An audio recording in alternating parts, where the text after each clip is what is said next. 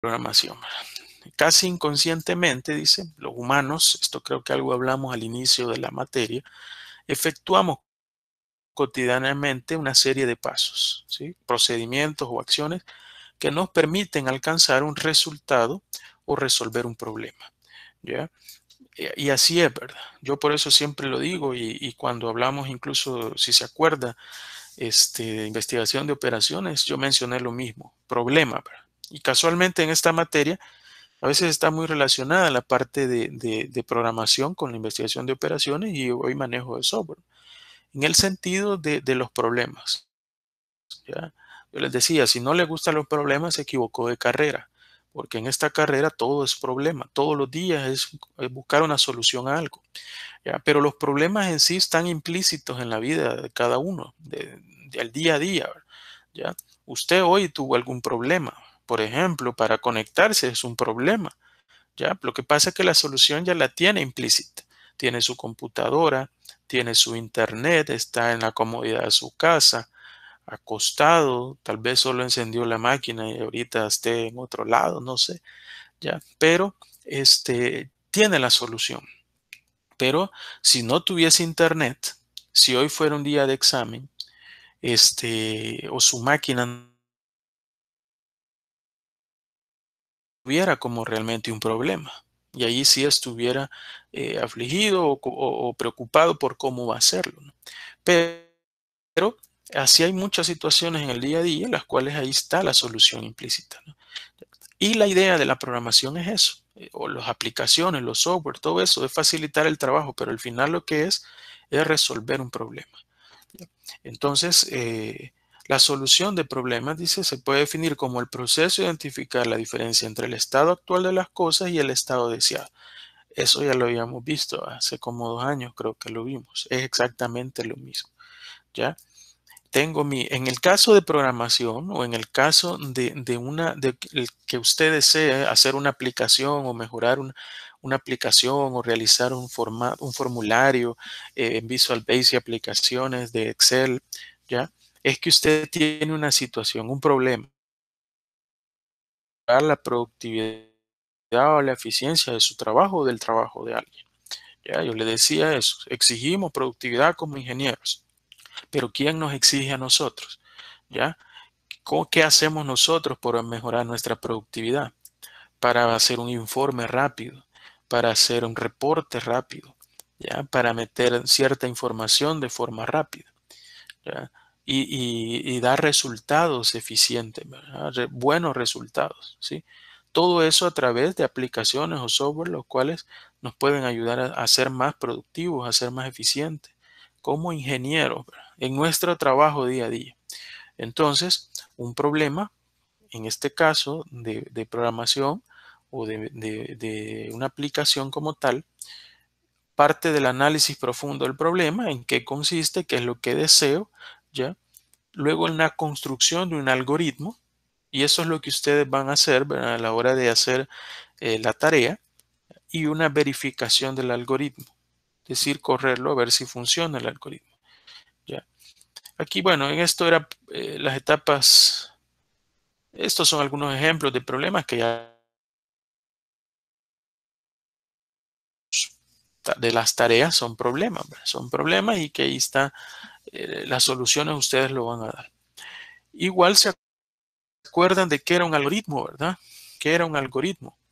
Lo vamos a quitar para ver si se acuerdan y tal vez no se han dormido. Eh, José Alexander, solo que aquí no les veo el apellido. Hola, ingeniero. Buenas noches, ¿qué tal, José? ¿Se acuerda que era un algoritmo? Sí, tengo la noción, ingeniero. ¿Qué es usted? Ya se acuerda algo? Eh, Ocupándolo en palabras como, digamos, sencillas, vendría siendo como una codificación de algo, como una simplificación de un resultado. Ujú. ¿Y qué dice don José Maynor? Por ahí está José Maynor. Eh, sí, un algoritmo que yo recuerdo era una serie de operaciones ordenadas. Sí, va, lo alcanzó a leer ahí en la diapositiva. No, todavía no. Pero sí, algo así era. Va. Tiene razón, José Maynard. Una secuencia de pasos. Va. Eso lo vimos allá en lo mismo en investigación de operaciones. De igual forma, así como en investigación de operaciones hay algoritmos, ya para resolver problemas, la programación es igual. Ya un algoritmo dijimos que era un conjunto ordenado de operaciones sistemáticas que permite hacer un cálculo y hallar una solución de un tipo de problema. Eso es un algoritmo. Ya con la diferencia que ahora vamos a ocupar una lógica de programación y que esa lógica la podemos implementar a través de cualquier lenguaje. Ojo, que no estamos aprendiendo ahorita un lenguaje de programación, ¿verdad? No, vamos a aprender la lógica de programación. Esa lógica es aplicable a cualquier lenguaje. Ya más adelante, si usted quiere aprender un lenguaje, vamos a ver algo de algún lenguaje, pero lo muy básico que es Visual Basic Aplicaciones de Excel. ¿Por qué lo básico? Porque no alcanza el tiempo. Tendría que ser un ciclo completo solo viendo programación y aún así creería yo que no saldríamos expertos en Visual Basic Aplicación, ¿ya? Para conocer todo lo que son funciones, objetos, etcétera, ¿no? Pero vamos a ver algo básico. Pero en este caso no estamos hablando de un lenguaje en sí, estamos hablando de una lógica de programación. ¿Ya? Formalmente dice, definimos un algoritmo como un conjunto de pasos, procedimientos o acciones que nos permiten alcanzar un resultado o resolver un problema. Usted va a hacer un costeo de un producto, tiene un problema. El problema es que quiere una aplicación o algo que le permita a través del ingreso de datos como consumos, por ejemplo, de materia prima, el costo de la materia prima, por ejemplo, el estándar de fabricación, el costo de la mano de obra, ya podría haber alguna cuota de gastos indirectos de fabricación y los minutos asignados a esa fabricación de ese producto, cuando yo le meto toda esa información, me genere automáticamente el costo de fabricación de un producto. ¿Ya? Entonces, tengo mi problema, tengo mi algoritmo en el cual yo voy a definir paso a paso qué hacer y mi resultado que es obtener el costo de un producto. ¿Ya? Porque en otra forma tendría que hacer a lo mejor una hoja de cálculo, pero no todos los productos son iguales. Entonces, no necesariamente la misma hoja me va a servir. ¿Ya? O tendría que hacer el cálculo manual o hacerlo en calculadora, pero cada producto es diferente, es muy complejo. Para eso nos sirven las aplicaciones. Y cuando hablamos de un algoritmo, dice, un algoritmo se caracteriza por tres características claves. ¿Verdad? Una es la precisión. ¿Ya? Los pasos a seguir en un algoritmo deben de ser precisados claramente. Es decir, cuando yo defino un algoritmo, que es una secuencia de pasos detallada en la cual llego a resolver un problema, deben de ser definidos claramente. Claramente. Y eso sí se los pido a la hora de usted hacerme una aplicación como yo le he pedido. Que cuando desarrolle ese algoritmo sea claro, ¿ya? Que el usuario, sin necesidad de haberlo abierto nunca la aplicación, pueda y entienda cuáles son los pasos que debe de seguir, ya la secuencia y para lograr ese objetivo. Debe de ser bien preciso y ser claro, ¿ya? Luego dice determinismo, es otra característica que debe de tener un algoritmo. El algoritmo, perdón, dado un conjunto de datos idénticos de entrada, siempre debe arrojar los mismos resultados. Aquí hay algo bien importante, ¿ya? Independientemente de cómo sea el algoritmo, cuando usted le mete los mismos datos de entrada, le debe dar los mismos datos de salida, ¿ya? Es ahí que nunca dos algoritmos son iguales. Por lo tanto, nunca dos exámenes van a ser iguales. Por lo tanto, nunca dos tareas van a ser iguales, ¿ya? Porque cada quien hace su algoritmo de la forma que quiere, ¿ya? Sería demasiada casualidad que dos personas piensen igual, ¿ya? Entonces, independientemente que yo le pida lo mismo, se cumple el determinismo. ¿Por que algoritmo completamente diferente, el compañero va a hacer uno algo mucho más largo, el otro lo va a hacer bien simple, el otro lo va a hacer bien detallado, pero todos, si se les da unos datos de entrada, van a dar los mismos resultados, aunque el procedimiento y el algoritmo sea diferente, ¿ya? Pero es una característica de todo algoritmo. Luego, finitud. También, el algoritmo, independientemente de la complejidad, siempre debe tener fin. No puede no tener fin. Y en programación eso, lo que pasa es que se le traba la máquina, ¿verdad? Y suele pasar. Hay quienes hacen las aplicaciones, cuando estamos incluso en la práctica, y le ponen un bucle, le ponen algo que hace que no tenga fin. Y se le traba la máquina, porque la máquina ya no hay que hacer, ¿verdad? O al menos el programa, por último. Entonces es una señal que no cumplió ese algoritmo de la finitud, ¿verdad? ¿Ya? No tiene fin. Lo que veamos acá es más sencillo y lógico, van a tener fin, ¿verdad? A no ser que a veces si hay errores, por ejemplo, más adelante cuando veamos los bucles, se va a ver que puede darse eso.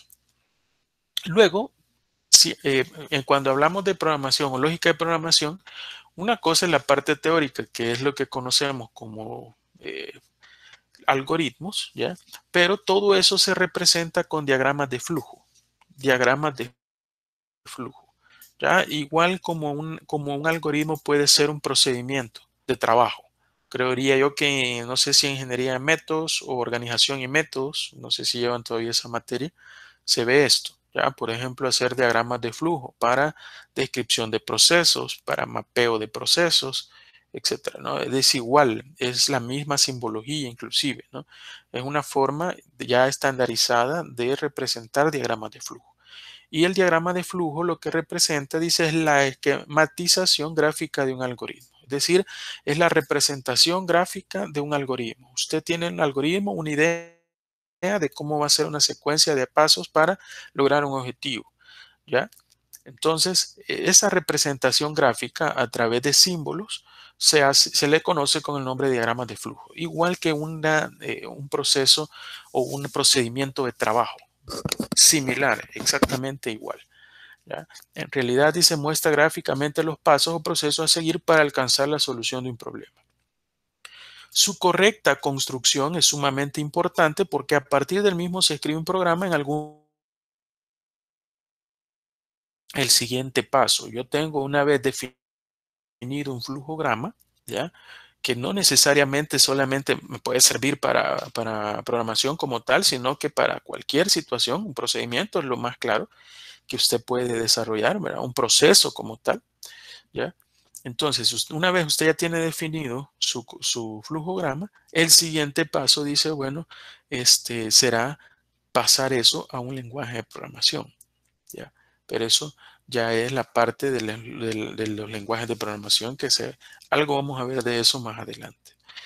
Los símbolos que utilizaremos para la construcción de los flujogramas satisfacen, dice, las recomendaciones de la ISO, que es la Organización Internacional de Estandarización, así como están las normas ISO, ¿verdad? La ISO 9001, la ISO 20000, 15000, etcétera, todas las normas ISO que es hechas a través del organismo internacional de estandarización, ¿ya? Y el Instituto también americano nacional de estandarización, que es la ANSI, ¿ya? Son los que nos dan los lineamientos o la simbología que vamos a utilizar a la hora de hacer un diagrama de flujo. Son las mismas que se pueden utilizar, como les digo, para un diagrama de flujo de un procedimiento. Ahí solo va a haber un poco estos diagramas de flujos. Normalmente vemos la simbología porque cuando estamos en un examen presencial, ustedes hacen el diagrama de flujo a pie, lo hacen a mano. Yo no creo que, no sé, yo no creo que lo hagamos aquí así. La idea es que en 4 clases para el parcial ya estén listos para hacerlos en un software, en este que tengo yo acá, que es para eso. Ya van a ver y van a ver que es bien fácil, ¿no? Ahora, normalmente aprendemos a usar esto y esta vez lo vamos a hacer de nuevo porque yo siempre lo hago así y quizás de esta forma lo vamos a hacer. Que hemos tenido algún inconveniente con la instalación de Project, que yo esperaría que la mayoría lo logre instalar ya con los enlaces y que se pongan en contacto conmigo. Entonces, hemos tenido esos inconvenientes con Project. Posiblemente vamos a tener los mismos inconvenientes con Visio, porque Visio es un software de Microsoft Office también igual que Project, es decir, son agregados al Office. Por lo tanto, si yo le doy el Visio que yo tengo, de la misma forma le va a pasar el mismo problema. Entonces tendríamos que buscar algunas soluciones. Y muchas de esas soluciones que yo le he puesto ahí es para que usted instale Visio y Project de una sola vez, ¿ya? Pero en todo caso, lo que vamos a hacer por último, en el caso que vamos a obviar quizás las clases de Visio, ¿ya? Lo que vamos a hacer es que en la tarea yo le voy a dejar que alguien, ahí la ventaja es que hay 3 personas en los grupos, algunos que son de 1 y otros de 2, pero en el caso de los que son 3, al menos uno debe de instalar Visio, ¿ya? O trate la manera de instalarlo, porque parte de la tarea se la voy a pedir en Visio. Acuérdese que van a haber responsabilidades diferentes. Uno va a hacer algún flujograma en el DFD, que es el software que usamos para hacer la aplicación. Otro, pues, el flujograma lo va a hacer en Visio, por decir algo. Otro va a entregar algún reporte y otro me va a hacer un video ahí que me explique cómo funciona eso y toda la historia. Así que por ahí va a andar. Entonces la idea es que aunque sea de esa forma, practique Visio. Yo lo más que voy a hacer tal vez es darle unas indicaciones de cómo se utiliza, ¿ya? Para que lo aplique usted en la tarea. Pero para eso hay bastante tiempo, ¿no? Entonces, cuando haga un flujograma a través de Visio, ahí sí vamos a aplicar esta normativa de la ANSI y de la ISO. Cuando ocupemos software que aquí tengo, que es el DFD, cambia un poco la simbología, pero yo se lo voy a explicar más adelante cómo es, ¿verdad? Esos cambios para hacer que corran las aplicaciones y ver si el algoritmo funciona. Ya, entonces, hablando ya de la simbología, por ejemplo, este símbolo que es como un elipse, ¿verdad? Símbolo utilizado para marcar el inicio y el fin de los diagramas de flujo. Siempre se utiliza esto, o muchas veces es más recto, ¿verdad? Y solamente está redondeada las partes laterales, ¿no? Luego también tenemos un símbolo utilizado para introducir los datos de entrada. Expresa lectura, es decir, cuando yo le voy a ingresar información a la aplicación, es decir, yo le voy a meter datos, ¿ya? Al algoritmo con el fin de obtener un resultado. Luego el rectángulo, que es un símbolo utilizado para representar un proceso. Es decir, aquí se da una operación. En el caso de una aplicación o de un algoritmo donde yo desarrollo un cálculo, ahí está, como por decir algo, la fórmula, la cual se ejecuta, ¿ya? Por ejemplo, usted hace una aplicación sencilla para calcular el área, ¿ya? ¿Qué es lo que va a ingresar el usuario? El usuario lo que va a ingresar, el área de un círculo, por ejemplo, por poner un ejemplo. El usuario lo que va a ingresar es el radio, por poner un ejemplo, ¿ya? ¿Sí? Y eso es se representa con esta simbología, el ingreso de datos, el radio. Y aquí se da la operación. Yo podría decir que R, digamos, un radio es igual a pi por el radio al cuadrado, ¿ya? Entonces, este símbolo lo que hace es la operación o el proceso. En el caso de simbología para definir procedimientos y procesos como tales, pues también esta es la parte de la operación. En su interior se expresan asignaciones, operaciones aritméticas, cambios de valor de celda, en memoria, etc. Luego tenemos un rombo, que el rombo es un símbolo utilizado para representar una decisión. En su interior se almacena una condición y dependiendo del resultado de evaluación de la misma se sigue por una de las ramas o caminos alternativos. Esta quizás es los condicionales son quizás una de las herramientas más utilizadas para la creación de aplicaciones y no necesariamente aplicaciones. Yo les he puesto el caso y les digo Excel. Excel trabaja mucho y puede tener mucho, generar mucho solamente utilizando condicionales. El famoso si, el famoso if, ¿verdad? Es decir, si cumple con esta condición, se hace esto. Si no, se hace lo otro, ¿ya? Entonces, este símbolo representa esas decisiones, esos condicionales que hay dentro de toda aplicación. Hay un condicional en toda aplicación. Por ejemplo, usted ingresar a la plataforma, la plataforma en sí es una aplicación, ¿ya? Entonces, lo primero que usted hace es meterle los datos de su usuario y su contraseña. Inmediatamente hay un condicional, ¿ya? Es decir, si va a haber una base de datos y la base de datos de su usuario debe concordar con el dato o el campo de su password. Por lo tanto, si concuerdan los datos de password con usuario, pasa a la aplicación. Si de lo contrario, manda un mensaje donde dice su contraseña es incorrecta. ¿Ya? Desde ahí se usan condicionales, ¿no? Por decir algo. Luego también hay otros tipos de, no necesariamente de esta forma, hay triples, ya van a ver eso cuando lo veamos más adelante. Esta es una doble, simbología utilizada para representar la estructura selectiva doble, sí, entonces, si no. En este caso, lo que se representa es, bueno, si cumple con la condición, hace lo siguiente, si cumple, hace algo, pero si no cumple, no. Esa se le conoce como una condición simple. Es decir, si cumple algo, hace algo, pero si no lo cumple, no hace nada. ¿Ya?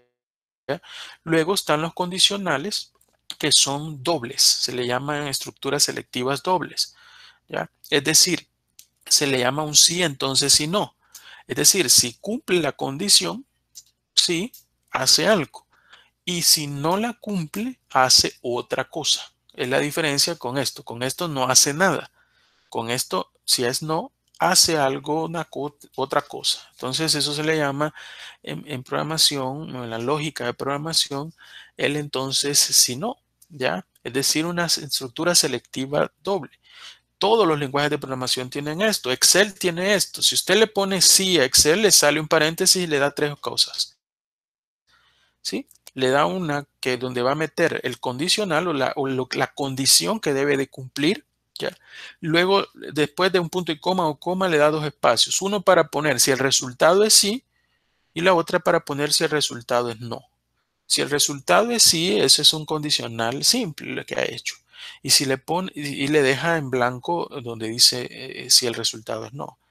Eso en Excel, imagine. Y luego, si le ponen ambos, es un selectivo doble, ¿ya? Y ahí vienen los anidados, ¿verdad? Que dentro de otros sí puede venir un sí, y todo eso lo vamos a ver más adelante. Luego hay un símbolo también utilizado dentro de la programación, que es el símbolo o dentro de los flujogramas para representar algoritmos, que es un símbolo de una estructura selectiva múltiple. Pueden haber situaciones en las que no necesariamente solo son dos condiciones, o sí o no, sino que pueden haber 3, 4, 5, 6 condiciones. Si es esto, haga esto. Si es esto, haga lo otro. Si es esto, haga lo otro. Y si es esto, haga lo otro. ¿Ya? En este caso, dice, es un símbolo utilizado para representar decisiones múltiples. En su interior se almacena un selector y dependiendo del valor de dicho selector, se sigue por una de las ramas, caminos alternativos. Este símbolo se utiliza en la estructura selectiva sí múltiple. ¿Ya? Luego también hay una simbología que es esto, que si se acuerdan, por ejemplo, mucho se ocupa en organización y método en la parte de documentación, ¿ya? Porque lo que representa en sí es una escritura. Símbolo utilizado para representar la impresión de un resultado o una escritura. Como en organización y métodos podría ser un documento, ya es una salida, es un papel, podría serlo.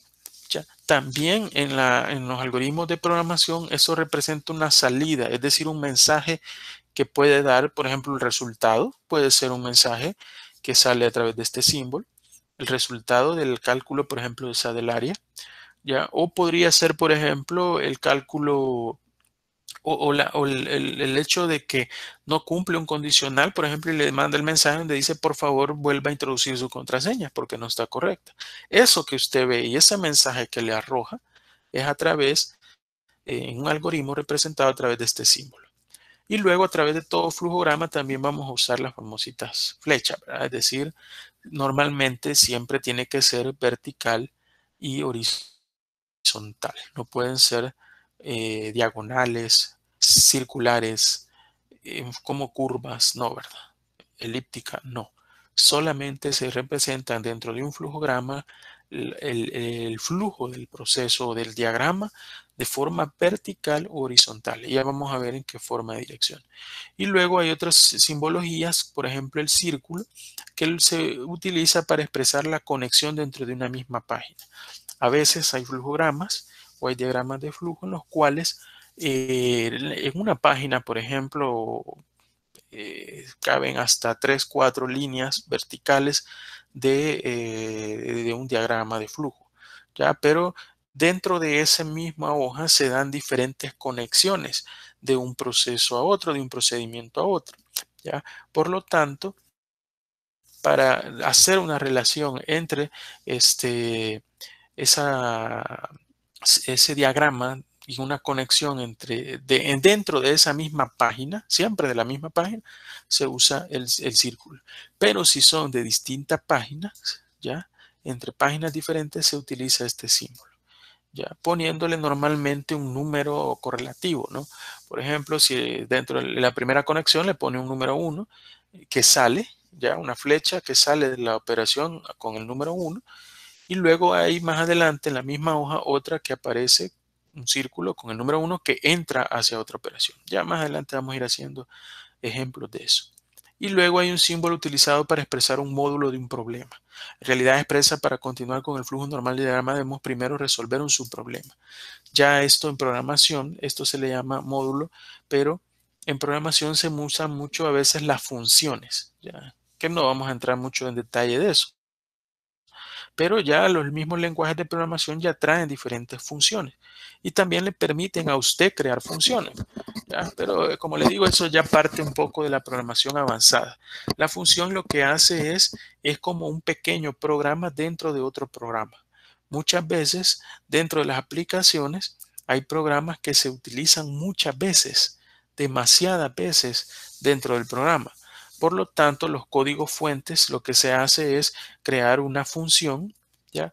Y eso lo que hace es que las aplicaciones las vuelven más rápidas, ¿no? Si no, tendría que crear el código fuente en todas las hojas o todas las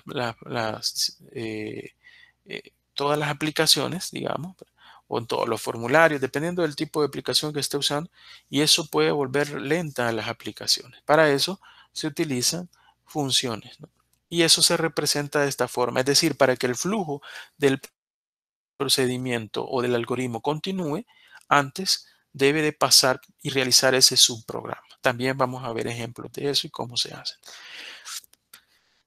Bueno, no sé si hay preguntas. Esto es, como les dije, esta clase es pura teoría, de las clases más teóricas. Normalmente se da al inicio de la materia, ¿verdad? Las primeras clases se da pura teoría. No sé si hay preguntas al respecto, no creo, ¿verdad? Pero por si acaso.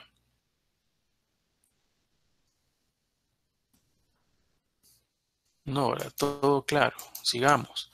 Veamos, por ejemplo, dice, hay reglas para crear diagramas de flujo. Eso lo va a utilizar usted en Visio. Y de por sí esta misma regla son las que aplican para todo lo que es flujogramación. En algún momento va a tocarle hacer tal vez algún diagrama de flujo si usted va a trabajar en organización y métodos, ingeniería de métodos, ¿ya? Eh, Estableciendo mapas de procesos, estableciendo flujos de procedimientos, etcétera, ¿no? Es las mismas reglas. Uno, todo diagrama de flujo debe tener un inicio y un fin, ¿sí? Siempre, inicio y fin. No puede solo tener inicio sin fin o fin sin inicio. Luego, dos, las líneas utilizadas para indicar la dirección del flujo del diagrama deben de ser rectas, ¿ya? Rectas, es decir, verticales y horizontales. No pueden haber inclinadas ni haber cruces, etcétera, ¿no? Solamente verticales y horizontales. Todas las líneas utilizadas para indicar la dirección del flujo deben estar conectadas, ¿ya? La conexión puede ser a un símbolo que exprese lectura, procesos, decisiones, impresiones, conexiones o fin de diagrama. Es decir, nunca va a dejar una flecha, la punta ahí al aire, ¿verdad? Solo quedó esa flecha ahí tirada. No, no siempre debe de caer en alguna simbología, ya sea para finalizar, ya sea que sea una conexión, ya sea que sea una impresión, que sea una operación, lo que sea. Siempre la flecha, la punta de la flecha debe de conectarse a otro símbolo. Luego hay unas reglas para crear diagramas de flujo también que dice el diagrama de flujo debe ser construido de arriba hacia abajo, ¿ya? Top down y de izquierda a derecha, right to left. Es decir, si esta, imagínense que sea mi hoja de un flujograma, normalmente siempre debo de empezar de arriba hacia abajo en mi diagrama, mi secuencia de operaciones, y de izquierda a derecha. Es decir, me voy al lado izquierdo de la pantalla, a este lado de la hoja, y voy hacia abajo, aquí porque me lo copia todo, ¿no? Pero voy hacia abajo, voy hacia abajo. Una vez llegué hasta abajo, vuelvo y empiezo ya otra vez por acá, ¿no?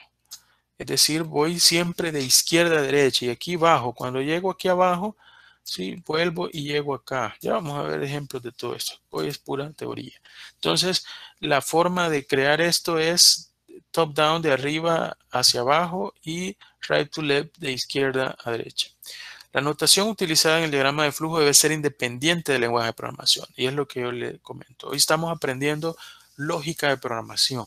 No estamos aprendiendo un lenguaje de programación. Es decir, después de estas clases usted va a poder entender cómo es la lógica de programación. No va a poder programar en ningún lenguaje. Simplemente va a poder hacer aplicaciones en DFD y va a saber cómo para hacer un problemita, para resolver un problemita, cómo sería la lógica a través de un algoritmo que se puede aplicar en una aplicación para resolverlo. ¿Ya? Pero todavía no va a saber cómo programar porque no estamos viendo ni un lenguaje. Entonces, toda la notación, todo lo que es flujogramas y todo eso es independientemente del lenguaje de programación que usted quiera aprender. ¿Ya? Luego dice, la solución presentada en el diagrama puede escribirse posteriormente y fácilmente en diferentes lenguajes. Exacto, ¿no? Es decir, el flujograma usted lo va a hacer, pero eso puede transcribirse a un lenguaje de programación cualquiera. ¿Ya?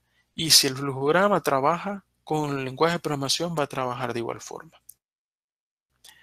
Luego, es conveniente cuando realizamos una tarea compleja poner comentarios que expresen ayuda o ayuden a entender lo que hicimos. Es decir, siempre en programación se trata la manera de poner algunos comentarios con el fin de ir dejando como la evidencia de qué es lo que va haciendo uno. ¿Ya? Fíjense que yo en mi parte, esto de programación a mí me gustó y aprendí con el fin de aprender algo nuevo. En algún momento dije yo, me equivoqué de carrera, dije yo, esto es lo que a mí me gustaba, dije yo. Hoy casualmente ya tengo años, eso fue en algún momento en el cual tal vez costaba ya hasta trabajo. Hoy a través de los años lo que hago es lo que me gusta, ¿verdad? Pero en su momento yo pensé, bueno, esto me gusta de programar, ¿ya? Y me ponía a hacer programas, hacía programas, hice aplicaciones en diferentes lenguajes. Tomé algún curso, luego leía yo libros y aprendía. Pero pasaba algo, yo no era un programador. Yo era un programador que venía y yo no, es más, yo hoy en día yo no me puedo los lenguajes de programación. Yo no me puedo los comandos porque yo no soy un programador, ¿ya? Yo entiendo la lógica de programación y cuando me ponía a hacer un programa, leía un libro a la par y decía, quiero hacer esto. Bueno, ¿qué lenguaje voy a ocupar? Este es el que aprendí. Aprendí a este lenguaje y entonces empezaba a usar los comandos y me topaba con algo que no funcionaba. Yo lo iba ejecutando, no funciona. Bueno, quiero ver cuál es el problema. Bueno, a buscar en internet, resolverlo. Lo resolvía ya. Pero ¿qué pasaba? De repente porque no me dedicaba a eso, dejaba de hacer eso. Cuando quería al mes, ya no me acordaba qué había hecho. Llegaba a ver el código fuente y no entendía nada. No sabía qué había hecho. ¿Y cómo es que hice eso? Decía yo, no sabía. Ya, después me ayudaba de los comentarios. Por eso siempre dice, cuando uno se va a dedicar a la parte de programación, es conveniente ir colocando comentarios. ¿Qué es lo que hace en cada cosa? ¿Ya? Porque ahí va definiendo todo lo que va haciendo su código fuente. Ya después yo le ponía comentarios y a los meses que volvía, ya me acordaba, esto quise hacer, ¿verdad? Ya ni me acordaba cómo hacerlo, ¿sí? Pero es la ventaja en programación, en los lenguajes de programación, o cuando estamos hablando de un flujograma a la hora de pasarlo, transcribirlo en un lenguaje, siempre es bueno comentar. Y ustedes lo van a aplicar cuando vean Visual Basic aplicaciones, aunque sean aplicaciones sencillas, ¿no? Luego dice, si el diagrama de flujo requiriera más de una hoja para su construcción, siempre hay que utilizar conectores, ¿verdad? Y enumerar las páginas convenientes. Bueno, siempre eso, los conectores, así como en todos los diagramas de flujo, de procesos, procedimientos, siempre lo que hace es darle mayor orden, ¿verdad? Darle mayor orden en cuanto a toda la secuencia de operaciones como tal. Entonces dice, bueno, utilice conectores, ¿verdad? Que es lo importante. Luego algunas reglas que no deben de suceder a la hora de elaborar un diagrama de flujo. Por ejemplo, no puede llegar más de una línea a un mismo símbolo, de esta forma, ¿no? No pueden llegar dos así. Si va a ser de que tiene que llegar a través de entrar a través de otra flecha, digamos, ¿verdad? Otro conector. Ya no lo pueden hacer dos directamente de esa forma. Aquí está, por ejemplo, otro. Llegan dos. No es la forma correcta. La forma correcta es que llegue antes de la operación, ¿verdad? ¿Ya? Que se realice antes. Aquí es un poco ilógico esto, ¿no? Porque no podría yo, aquí viene a este y este viene también a este, ¿no? Aquí el ejemplo hubiera sido a este. Ya, ahí sí, pero en todo caso esta es la forma correcta que llega al conector antes de entrar al símbolo. Ya, sí pueden salir dos o más de un símbolo, pero no entrar dos más directamente. Ya. Bueno, eso en cuanto a todo cómo hacer su flujograma. Recuerde que es parte de los algoritmos y usted parte de su tarea va a ser hacer eso. Es más, la primera tarea, la primera entrega de eso se trata. Usted va a hacer, en base al problema que yo ya le di, va a ser el algoritmo para resolver ese problema. Es decir, toda la secuencia de pasos y secuencia de actividades que se van a hacer en una aplicación para llegar al objetivo final. ¿Ya? Y parte de la tarea es luego hacer el flujograma. ¿Ya? Hacer el algoritmo, hacer el flujograma, validarlo. Vamos a usar ese software viejísimo, pero que sigue funcional, que es DFD. ¿Ya? Que es el que me permite correr los algoritmos y ver si los algoritmos funcionan. ¿Sí? Y por último, bueno, también la parte del documento y todo eso que es parte de la tarea. Pero al final, eso es lo que queremos en la primera entrega. Y lógico, va a ser el diagrama de flujo en Visio. Por lo tanto, necesita saber cómo hacerlo, ¿verdad? Ahí está ya definido. Bueno, vamos a entrar un poco a hablar sobre la parte de los datos, en la parte de todo lo que es base de programación o lógica de programación. Ya, para empezar, dice, los datos a procesar en una computadora pueden ser de dos tipos: datos simples y datos estructurados. ¿Ya? La característica de los datos simples es que ocupan una sola casilla de memoria. ¿Ya? Por lo tanto, una variable simple hace referencia a un único valor a la vez. Es decir, esto podría ser, por ejemplo, un número, una letra, ¿ya? Incluso un booleano, ¿verdad? O un binario 1-0, 1 o 0. ¿Ya? Esos son datos simples, si solamente ocupan una casilla de memoria.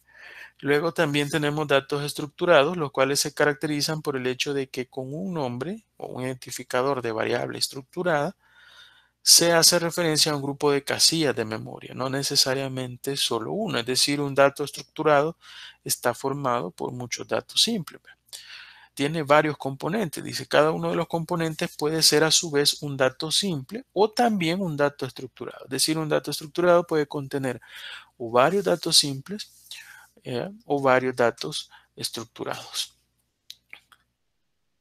Luego, eso en cuanto a los tipos. Luego tenemos los datos de qué forma se pueden tener, digamos, dentro de una aplicación, ¿verdad? Tenemos datos numéricos, por ejemplo, ya que todo el mundo sabemos que son datos, los números, ya, enteros y reales, enteros y reales. Luego datos alfanuméricos. Dentro de este tipo de datos encontramos los tipos de carácter, o sea, letras, cadenas de caracteres. Este es un simple. Caracteres, un simple es una letra. A, E, I, eso. Y una cadena de caracteres que ya es un estructurado es, por ejemplo, una palabra. ¿Ya? Son ejemplos de datos alfanuméricos, cuyo contenido pueden ser letras, dígitos o símbolos, ¿verdad? Esos son datos alfanuméricos. Y luego los datos lógicos, dentro de este tipo de datos encontramos los booleanos, ¿ya? Los famosos booleanos. Dentro de la programación siempre existe el famoso true o false, ¿verdad? Verdadero o falso, siempre. Son datos que solo pueden tomar ese tipo de valores, ¿ah? Y eso se da siempre en la parte de los condicionales. Hay un booleano. Si cumple la condicional, o sea, si es verdadero, haga esto. Y si no, si es falso, haga lo otro o no haga nada. Entonces, los booleanos también siempre están dentro de todas las aplicaciones. Luego también otro concepto que es importante hablar es de los identificadores constantes y variables. Eso siempre se da en todo lo que son algoritmos, flujogramas y lenguajes de programación. Los identificadores, los datos a procesar por una computadora, ya sea simples o estructurados, deben almacenarse en casillas o celdas de memoria para su posterior utilización, ¿ya?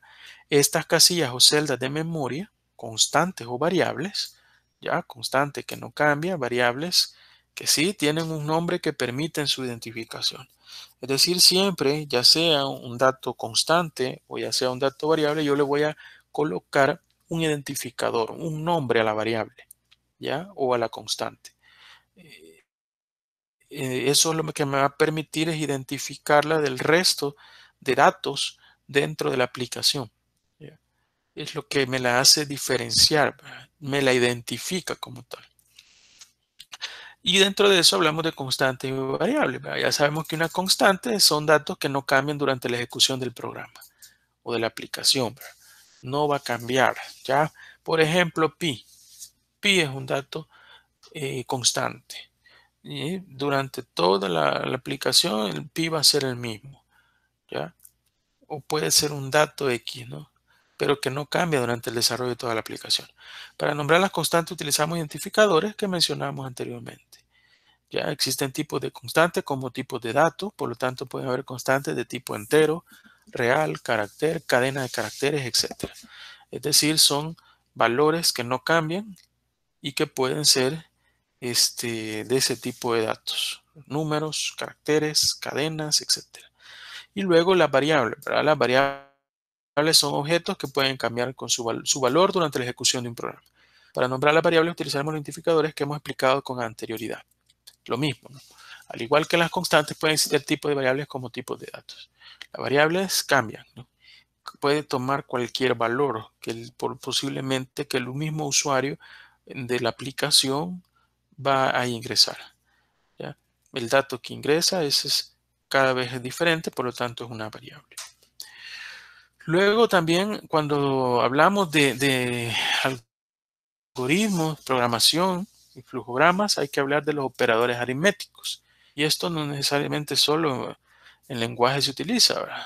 En el famoso Excel también, todos los operadores aritméticos. Para poder realizar operaciones aritméticas, necesitamos lógico de operadores aritméticos. Estos operadores permitirán realizar operaciones entre operandos, números constantes, variables. El resultado de una operación será un número de una operación aritmética, ¿ya? Y aquí habla de algunos ejemplos. Por ejemplo, la potencia, que en este caso, esto es para la metodología de la simbología ISO. Es esta nomenclatura, pero ya vamos a ver que en la aplicación que nosotros usemos para desarrollar los algoritmos y los flujogramas, es otro símbolo el que vamos a utilizar. Es como una B invertida, ¿verdad? Y la que se utiliza. Luego la multiplicación, división, suma, resta, módulo. El módulo que hace es como el residuo que queda de una división, ¿verdad? Lo aproxima al siguiente entero. Por ejemplo, usted tiene 15 entre 2, la división entera es 7, pero le queda 0.5 de residuo, digamos. El 1 de residuo, perdón, en este caso 7, 1 le queda. Aquí no hay nada, pero cuando es, digamos, un decimal el que sobra, le aproxima. Esto normalmente no lo ocupamos igual hay una división entera, ¿verdad? Ya en programación más avanzada se utiliza todo. Estos son algunos ejemplos de los que más vamos a utilizar son potencia, multiplicación, división, suma y resta. Luego están los operadores relacionales, que también son bastante usados. Los operadores relacionales son operadores que permiten comparar dos operandos. ¿Ya? Los operadores pueden ser numéricos, alfanuméricos, constantes o variables. Y las constantes o variables a su vez pueden ser de tipo entero, real, carácter o cadena de caracteres. El resultado de una expresión con operadores es verdadero o falso. Es decir, hay operadores como por ejemplo igual, menor, mayor, menor o igual, mayor o igual.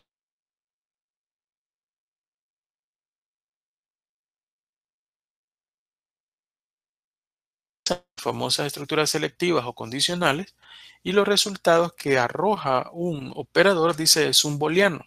Siempre va a ser un booleano porque es un verdadero o falso. True o false. Entonces por eso arrojan un booleano. Siempre van a dar eso. Y eso se ocupa en los condicionales. Si esta variable es igual a esto, haz esto. ¿Ya? Si este valor es menor o igual a este, haz lo otro. Estos son ejemplos de los operadores relacionales. Y luego hay una jerarquía siempre de operadores, ¿verdad? ¿Ya? Y yo por eso cuando trabajan en las fórmulas, a la hora de colocar fórmulas en las aplicaciones, yo les recomiendo siempre utilizar paréntesis, ¿ya? Porque en la jerarquía de los operadores, el paréntesis es el primero. Entonces, lo que hace la aplicación es ir haciendo todo lo que está en los paréntesis, ¿ya? En el orden que está definido. Entonces, lo mejor es trabajar con paréntesis. Ya luego sigue, por ejemplo, los exponenciales, luego la multiplicación, división y así sucesivamente. Son la jerarquía. Es decir, esto es importante a la hora de colocar, por ejemplo, fórmulas y ver qué es lo que voy a colocar primero, qué operador voy a colocar primero o después dentro de del flujograma, ¿no? Bueno, eso en cuanto a operadores, tanto relacionales como aritméticos y operadores de la jerarquía de los operadores. Bueno, y para ir terminando, vamos a hacer esto sencillo, pero ya en la próxima clase vamos a empezar ya con esto, ¿no? Yo les voy a subir una aplicación, como les dije anteriormente, que se llama DFD. Es una carpetita tan sencilla que no pesa mucho. Ya vamos a ver cuánto. Creo que por aquí lo tengo. DFD, es esa carpeta les voy a subir. Si se fijan, anda por 1 mega, 1.23 megas, 1.3 megas. Esta carpeta yo la voy a subir. Ya de una sola vez la vamos a comprimir y es la que voy a subirles aquí en la plataforma.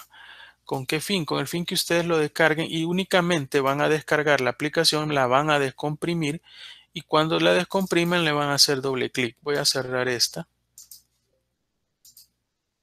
Digamos, esta es la carpeta ya descomprimida, le van a dar doble clic y le van a dar al archivo donde dice dfd.exe, le van a dar doble clic y ahí está ya. ¿Ya? ¿Qué es DFD? DFD es una aplicación sencilla que permite desarrollar flujogramas de algoritmos para programación. Es decir, yo le puedo, y la tarea que van a entregar para el segundo periodo de esto, del tema que ustedes están, que salieron sorteados, una es entregar este archivo, ¿verdad? El DFD con el flujograma de todo el algoritmo para resolver el problema. Ahí sí son flujogramas bastante grandes los que entregan, ¿ya? Pero van a usar este software. Entonces, esta aplicación solo le dan doble clic y ahí perfectamente pueden trabajar con ella. Lo que hace es, por ejemplo, aquí hay un ejemplo y dice, construye un diagrama de flujo tal que dado los datos enteros A y B, tengo dos números enteros, escriba el resultado de la siguiente expresión. A más B al cuadrado entre 3. Es decir, que el usuario permita al usuario ingresar dos datos, A y B, ¿sí? Y que una vez los ingrese, simplemente le arroje el resultado de esta expresión. Acuerde que esto es un ejemplo, una aplicación así no tiene mucho sentido, pero bueno. Entonces, si se fija, siempre todo flujograma dice debe llevar un inicio y un fin. ¿Ya? Entonces, eso es lo primero que va a poner, inicio. ¿Ya? Luego, si nos vamos al flujograma, el símbolo lo que me hace es me permite ingresar datos. ¿Ya? Ingresar datos. Luego que ingresa el usuario dos datos, A y B, en el rectángulo lo que hago es la operación. Es decir, ahí hago el cálculo. ¿Ya? Res de resultado le asigno o lo identifico, ocupo un identificador en el cual estoy asignando el valor del resultado de esta fórmula. ¿Ya? De esta fórmula. Y finalmente utilizo un símbolo de impresión para que el usuario vea cuál es el resultado. Y esto es tan sencillo que al final le doy fin. Y ayer revisando un poco esto, hacía la práctica. ¿Verdad? Ya en el DFD cambia un poco, porque si se fija el inicio y el fin no son como la simbología ANSI. ¿Ya? Es decir, DFD no ocupa la simbología ANSI. No vaya a pensar que esos son, por ejemplo, conectores entre páginas. No, ¿verdad? Aquí no se da eso de páginas. Si usted hace un flujograma, todo lo va a ir haciendo hacia abajo. ¿Ya? Todo lo va a hacer hacia abajo. Pero el inicio y el fin tienen esa simbología. Y así, este software no necesita mucha aplicación. Estos son los botoncitos que vamos a utilizar. Estos que ven en la parte de abajo, ya donde están básicamente la simbología para correr el flujograma o el algoritmo, ¿no? Por ejemplo, bueno, el cursor, que es lo que me sirve de seleccionar, lo que yo quisiera seleccionar. Luego tenemos la asignación. Esto sí, la asignación realmente es un símbolo el cual me permite realizar un proceso, un procedimiento. Luego hay condicionales, por ejemplo, es un ciclo mientras, un while, que más adelante también vamos a ver qué consiste el while. Luego tenemos un ciclo para, un for, que también vamos a ver en qué consiste eso más adelante. Luego, si se fijan, aquí hay una decisión, es decir, un condicional, ¿ya? Con la única observación de que acá, en esta aplicación, solo existen los condicionales dobles, ¿ya? No existe bueno, podría existir un simple si usted simplemente, valga la redundancia, le pone nada a la hora del no. ¿Ya? Si usted no le pone nada, pues es un simple. Pero de lo contrario, siempre la estructura que se maneja es doble. No existen los múltiples. Si usted quiere un múltiple, tiene que hacer uno dentro de otro, por ejemplo. Uno tras otro, tras otro. Ya ahí se puede dar un múltiple. Entonces, eso es, por ejemplo, una decisión. Luego aquí cambian algunas cosas. Por ejemplo, esta es la lectura. Cuando habla de lectura, lo que hace es que me permite introducir datos. ¿Ya? Y luego tenemos el símbolo de la salida, es decir, la escritura, es decir, esto arroja un mensaje de datos o de un resultado. Y luego está el famoso que es para la llamada de diferentes subprogramas, como veíamos los subprogramas o las llamadas de otros. Bueno, en este caso voy a empezar, ¿verdad? Para terminar la clase ahora y ya vamos a empezar con todo en la próxima, a desarrollar, por ejemplo, este ejemplo sencillo, donde el usuario debe introducir dos datos, ¿ya? Si yo lo quiero hacer de forma sencilla, es nada más vengo acá y le doy un doble clic y voy a tener una lectura, es decir, la aplicación me va a leer dos variables que el usuario le va a ingresar, ¿ya? El usuario va a ingresar la variable A, coma, y se separan por comas, y la variable B. Ahora, no necesariamente es una sola letra, posiblemente puede ser un nombre, var 1 o var 2, por poner un ejemplo. Pero yo le voy a poner AB porque así está el ejemplo. Ahí es donde el usuario lo va a ingresar, porque esto me va a pedir que, que lo ingrese el usuario. Luego, dice, vamos a hacer la operación, ¿ya? Para hacer la operación, ya yo coloco esto, ¿sí? Y le doy un doble clic. Y él me permite asignar hasta 3 operaciones. Eso sí, ¿verdad? Solamente 3.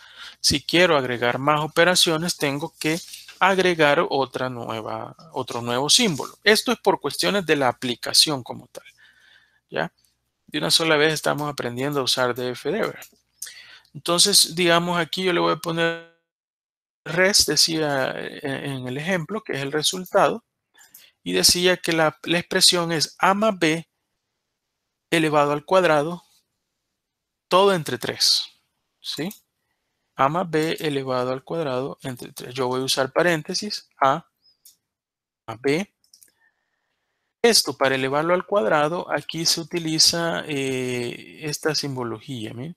Ese símbolo de una b como una b a la inversa, que yo lo hago a través de un control alt y mi teclado ahí está por las llaves. Cada quien lo tendrá en su teclado en algún lugar. Y luego para hacer la división al final, acuérdense que la prioridad de esto es los paréntesis para que me haga todo lo del paréntesis y luego esto lo divida entre 3, si mal no recuerdo.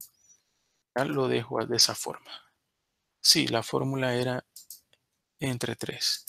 Entonces, aquí abrí paréntesis, aquí lo cerré y están los dos cerrados y al final todo lo divido entre 3 y le voy a dar a aceptar. Aquí el usuario ingresa los datos, aquí se hace la operación y luego lo que tengo que hacer es en la salida que me imprima algo. En este caso yo quiero que me imprima la variable res. Le damos a aceptar. Al ejecutarlo, esto como algo sencillito, yo le doy acá donde tiene el símbolo este de ejecutar, él me pide 2 valores. Por ejemplo, yo le voy a poner 3 y el segundo valor es 2. Continuar. El resultado 8.33. Sí, ¿verdad? Eso es, porque imagínense yo tengo 2 más 3, 5, al cuadrado 25. 25 entre 3 es 8.33. 8 por 3, 24 y los puntos 33 me hace 25. ¿Ya? Entonces, este es un ejemplo sencillo que, claro, a la hora de hacer un algoritmo, usted debe de hacerlo de la forma más precisa, ¿verdad? Por ejemplo, podría venir y ponerle acá, por favor, ingrese un número.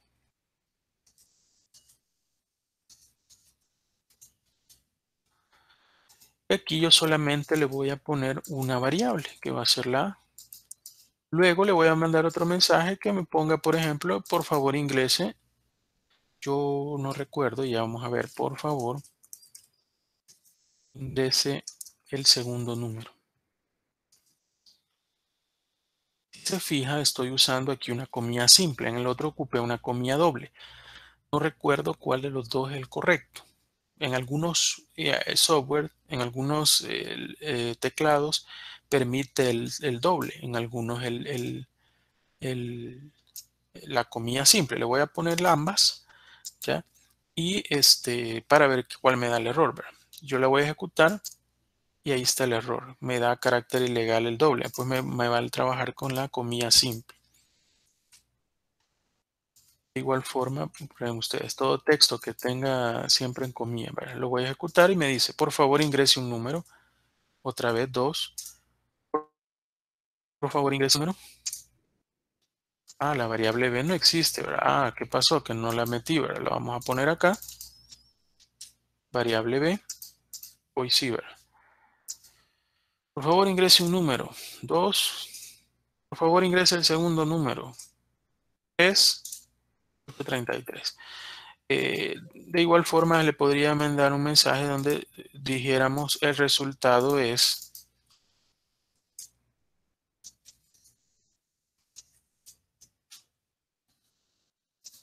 y ahí está, ¿no? Ahora sí, ¿verdad? Por favor ingrese un número. 2. Por favor ingrese otro número. 3. El resultado es 833. Ahí hay un pequeño flujograma y hay un pequeño algoritmo, ¿verdad?